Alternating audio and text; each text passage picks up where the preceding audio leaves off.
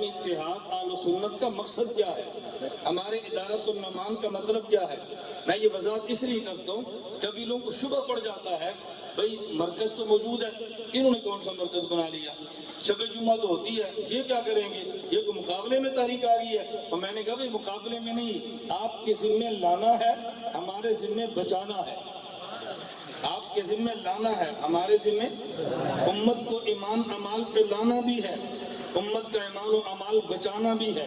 امت آتی فضائل سے ہے، امت بچتی دلائل سے ہے۔ تبلیغ کے ذمہ فضائل ہے، اتحاد کے ذمہ دلائل ہے۔ اس مرکز نے لانا ہے، اس مرکز نے بچانا ہے۔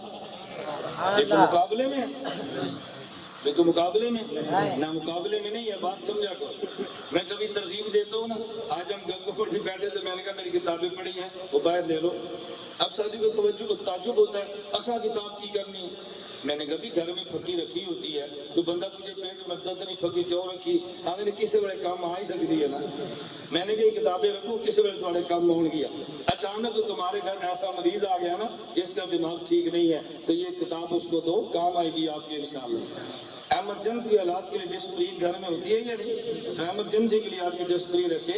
اچانک رات کو میڈیکل سٹور ہوتے ڈسپلین نہیں ملتی، کبھی اچانک ڈاکٹر بھی نہیں ملتا، یہ دوائیوں کے سامنے پیش کریں۔ توجہ رکھے، میں بات سمجھتا ہوں۔ فَإِنْ آمَنُوا بِمِثْلِ مَا آمَنْتُمْ، جواب سمجھنا۔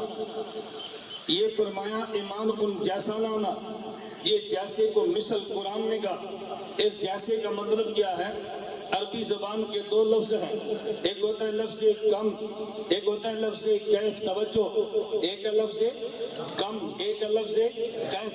کم من کا معنی مقدار ہے، کم من کا معنی مقدار ہے، اور کیف کا معنی کیفیت ہے۔ ہمیں اشکال اس لیے پیدا ہوا، ہم نے سمجھا کہ جیسا ایمان صحابہ کا ہے ویسا میرا اور آپ کا نہیں ہو سکتا۔ اس سے مراد کیفیت ہے، جو کیفیت صحابہ کے ایمان کی ہے وہ میری اور آپ کی نہیں ہو سکتی۔ اس آیت میں کیفیت مراد نہیں ہے، اس آیت میں مقدار مراد ہے۔ جن جن چیزوں پہ ایمان ان کا تھا، ان چیزوں پہ ایمان تم نے لانا ہے۔ کیفیت ان کی نبوت کی صحبت کے صدقے ہے، وہ ہماری نہیں ہو سکتی، لیکن ایمان ان چیزوں پہ لاؤ جن جن چیزوں پہ صحابہ لائے ہیں۔ پتہ یہ چلا ایمانیات ان پہ ختم ہے، ان کے بعد ایمانیات کا دروازہ بند ہے۔ کوئی نیا عقیدہ پیش کرے تب بھی گناہ ہے، اگر عقیدے کی کمی کرے تب بھی گناہ ہے۔ عقائد میں صرف اتنی ہی چیزیں ہیں جتنی صحابہ نے دی ہے، جتنی صحابہ نے دی ہے، اس میں اضافے نہ کرو۔ فَإِنْ آمَنُوا، میں دوسری آیت پڑھنے لگا، وَالسَّابِقُونَ الْأَوَّلُونَ مِنَ الْمُهَاجِرِينَ وَالْأَنصَارِ۔ صحابہ میں مہاجر بھی ہے، صحابہ میں انصار بھی ہے، دو قسم کے لوگ تھے۔ اللہ نے فرمایا رضی اللہ عنہم کون ہے؟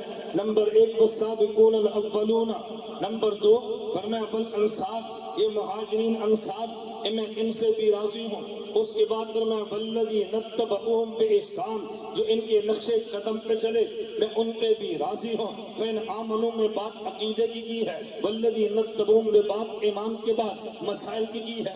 اتباع کا معنی کیا ہے؟ ذرا بات توجہ سے سمجھنا۔ اتباع کا معنی کیا ہے؟ اتباع عربی زبان کا لفظ ہے جو طبیعتن سے بنا ہے۔ طبیعتن جانور کے اس معصوم بچے کو کہتے ہیں جو یہ دیکھتا ہے میری ماں کدھر جاتی ہے، یہ نہیں دیکھتا میری ماں کیوں جاتی ہے۔ آپ گاڑی پہ سڑک پہ جا رہے تھے، عموم سامنے بکری آئی، ساتھ اس کا بچہ بھی ہے۔ اگر بکری کھیت کی طرف جائے تو بچہ کھیت کی طرف جاتا ہے، اگر بکری سڑک کی طرف ہے تو بچہ کھیت کی طرف آتا ہے۔ بچہ یہ نہیں دیکھتا میری ماں کیوں دوڑی ہے، وہ دیکھتا ہے میری ماں کدھر دوڑی ہے، تو بچہ ماں کے پیچھے چلے۔ خدا نے فرمایا والذین اتبعوہم، میں ان سے راضی ہوں جو یہ نہ دیکھے صحابہ نے کیوں کیا ہے، وہ یہ دیکھے صحابہ نے کیا کیا ہے۔ وہ یہ نہ دیکھے صحابہ نے کیوں کیا ہے، وہ یہ دیکھے صحابہ نے کیا کیا ہے۔ ان کی کھوپڑی میں آئے تو تب بھی مان، اگر نہ آئے تو تب بھی مان۔ معلوم ہوا عقیدے میں بنیاد صحابہ ہے اور مسائل میں بنیاد، توجہ رکھنا، مسائل میں بنیاد صحابہ ہے۔ پھر آپ کہو گے مولوی صاحب عقیدے میں صحابہ، مسائل میں صحابہ، ادارے کا نام ادارت النعمان ہے، پھر نام ادارت الصحابہ رکھ دیتے ہیں نا۔ رضی اللہ عنہم ادارت الصحابہ رکھتے، ادارت الصدیق رکھتے، ادارت الفاروق رکھتے، آپ نے ادارت النعمان کیوں رکھا ہے؟ معیار وہ تھے انہیں کے نام پہ رکھتے۔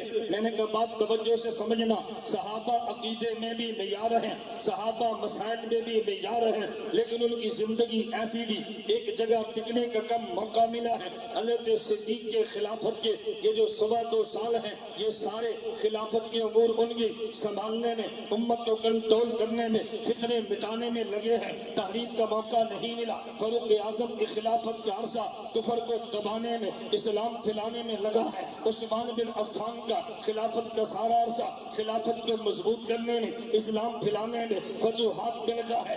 علی المرتضیٰ کا ایک طویل عرصہ بامی خانہ جنگی میں گزرا ہے، وہ بھی ایمان والے، یہ بھی ایمان والے، وہ بھی جنتی ہے اور یہ بھی جنتی ہے، لیکن بامی اختلاف چلا، ان کو موقع نہیں ملا، وہ بیٹھ کے لکھ لیتے۔ خدا نے کرم یہ کیا، نبی کو جانشین صدیق دیا ہے، صدیق کو جانشین فاروق دیا ہے، فاروق کو جانشین عثمان دیا ہے، عثمان کو جانشین علی دیا رضی اللہ عنہم۔ اور عجیب معاملہ یہ ہے، نبی کا جنازہ بھی مدینہ سے اٹھا، حضرت صدیق بھی مدینہ سے، حضرت فاروق بھی مدینہ سے، عثمان غنی مدینہ سے، علی المرتضیٰ خلفائے راشدین میں آخری خلیفہ ہے، پیغمبر کے جانشین۔ یہ مدینہ سے کوفہ چلے، ان کا جنازہ کوفہ سے اٹھا ہے، لیکن لکھنے کا زمانہ نہیں ملا۔ خدا نے ایسے مرد کو پیدا کیا کہ جس نے ان کے نظریات کو لیا اور لکھ دیا ہے، ان کے مسائل کو لیا اور لکھ دیا ہے۔ وہ شخص کا نام امام نعمان ہے۔ امام سے ابو بکر صدیق وہ ہے کہ جن کے پاس علوم نبوت ہے، فاروق وہ ہے علوم نبوت بھی ہے، علوم صدیقی بھی ہے، حضرت عمر وہ ہے علوم نبوت بھی ہے، علوم صدیق بھی ہے، علوم فاروق اعظم بھی ہے، عثمان غنی آئے ہیں، علوم نبوت بھی ہے، علوم صدیق بھی ہے، علوم فاروق بھی ہے، علوم عثمان غنی کے عقلی بھی ہے۔ ان کے بعد علی المرتضیٰ ہے، ان کے پاس علوم نبوت بھی ہے، علوم صداقت بھی ہے، علوم فاروق بھی ہے، علوم حیا بھی ہے، علی المرتضیٰ کے اپنے علوم بھی ہے۔ علی نے سارے علوم کو لیا، مدینہ سے چلے گئے اور کوفہ چلے گئے، اور کوفہ میں جا کے علی المرتضیٰ نے جام شہادت نوش کیا ہے۔ پتہ یہ چلا میرے نبی کے علوم جمع ہو کے کوفہ میں پہنچے ہیں۔ خدا نے کوفہ میں ایک مرد کلندر کو پیدا کیا جس کا نام نعمان بن ثابت ہے۔ خدا نے اس سے کام یہ لیا ہے کہ جو علوم صحابہ نے دنیا میں پھیلا دیے تھے، حضرت امام ابو حنیفہ کوفہ میں پیدا ہوئے، آخری خلافت جو کوفہ میں تھی، کوفہ میں صحابہ کا آنا بھی تھا، کوفہ سے صحابہ کا جانا بھی تھا، یا آنا اور جانا تھا۔ نبی کے علوم آتے رہے، نبی کے اعمال بھی آتے رہے، نظریات جمع ہوتے رہے۔ اللہ نے نعمان کو پیدا کیا۔ امام سیوطی کہتے ہیں اول من دبر علم شریعہ، سب سے پہلے امت کا فرض یہ ہے کہ جس نے پوری شریعت کو مرتب کر کے دے دیا ہے۔ تو پھر میں یوں کہتا ہوں میرے نبی نے علوم امام والے، علوم مسائل والے صحابہ کو دے دیے ہیں، صحابہ نے دنیا میں پھیلا دیا ہے۔ امام نعمان ابو حنیفہ نے ان سارے علوم کو یکجا جمع فرما دیا ہے۔ ہم نے ادارے کا نام ادارۃ النعمان اس لیے لکھا، اگر کوئی شخص چاہے اسے علوم علی ملے، نعمان کے پاس ہے، علوم عثمان ملے، علی حضرت نعمان کے پاس ہے، علوم فاروق ملے، حضرت نعمان کے پاس ہے، علوم صدیق چاہیے، حضرت امام نعمان کے پاس ہے۔ ابو حنیفہ وہ سنگم ہے کہ جس کے پاس علوم نبوت بھی ہے۔ یہ میں نہیں کہتا، حضرت خلف بن ایوب نے امام آل بلخ نے جملہ کہا ہے، انہوں نے کہا سارا العلم من اللہ الی محمد صلی اللہ علیہ وسلم، علم الہی نبی کے پاس آیا ہے، وسارا منہم الی الصحابہ، نبی کا علم صحابہ کے پاس آیا ہے، ومنہم الی التابعین، ان سے علم تابعین کے پاس آیا ہے، ومنہم الی ابی حنیفہ، پھر یہ سارا علم ابو حنیفہ کے پاس آیا ہے۔ امام ابو حنیفہ وہ سنگم ہے جس پہ سارے علوم جمع ہیں۔ تو ادارۃ النعمان کا معنی کیا ہوا؟ ہم اس ادارے کے ذریعے خلفائے راشدین، صحابہ اور علوم نبوت تک پہنچتے ہیں۔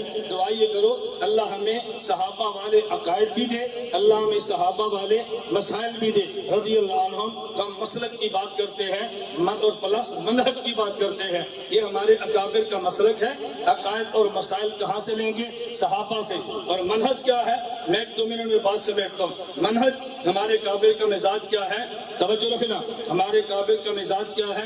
بلا وجہ لڑتے بھی نہیں ہیں، بلا وجہ جھگڑتے بھی نہیں ہیں، بلا وجہ چیلنج بازیاں بھی نہیں کرتے، بلا وجہ کسی گھر پہ جا کے حملے بھی نہیں کرتے، لیکن حکمت کے ساتھ اپنے گھر کو سنبھالتے ہیں، حکمت کے ساتھ اپنے بچوں کو سنبھالتے ہیں، حکمت کے ساتھ مسائل پیش کرتے ہیں۔ یہ ہمارے اکابر کا مزاج ہے۔ اپنے اہل حق کے خلاف بولتے نہیں ہیں اور اہل باطل کے خلاف چپ رہتے بھی نہیں ہیں۔ ہمارا مزاج بھی یہ ہے، ہم باطل کے خلاف چپ نہیں ہیں، اہل حق کے خلاف بولتے نہیں ہیں، ہم باطل کا احترام نہیں کرتے اور اپنے اکابر کے لیے کبھی بھی بے احترامی کے جملہ نہیں بولتے۔